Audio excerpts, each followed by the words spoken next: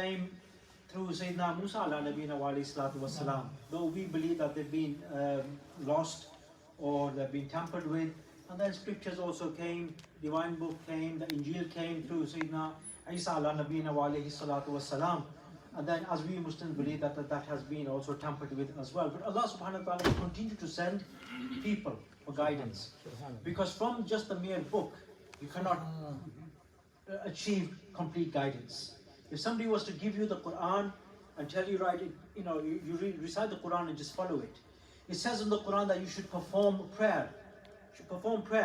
But it does not say in the Quran that you should perform prayer 5 times. It's just mentioned 3 prayers in the Quran. It tells you the morning prayer, the late evening prayer, and the night prayer. That's all it mentions. So where do we get the 5 prayers from? It comes from a person. These 5 prayers come from a person. Likewise, does it show you in the Quran how to perform the prayers? This is how you stand, this is what you recite in standing position, this is how you do the ruku, and this is what you recite in ruku position, this is how you do sajda, this is how many sajdas you do in each rak'ah. Does the Quran tell us that explicitly? We learn this from a person. Likewise, when it comes to payment of zakah, another pillar of Islam, it tells you in the Quran so many times. Most of the time where it tells us how to pray, it also tells us to pay zakah as well. But does it tell us how much to pay? It does tell us to whom we must pay, but how much to pay and how often to pay. A person had to tell us that.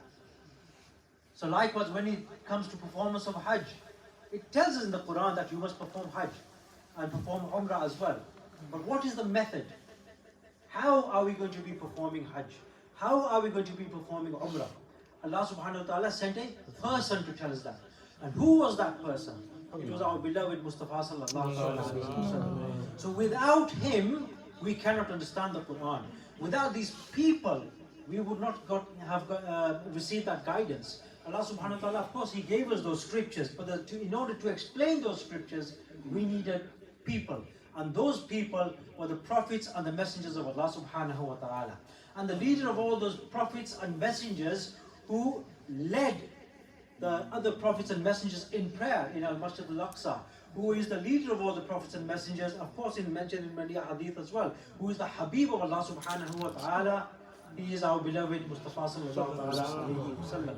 And that is the person whose birth we are commemorating today. As Allama Sahal has mentioned as well, that these are the days of mercy.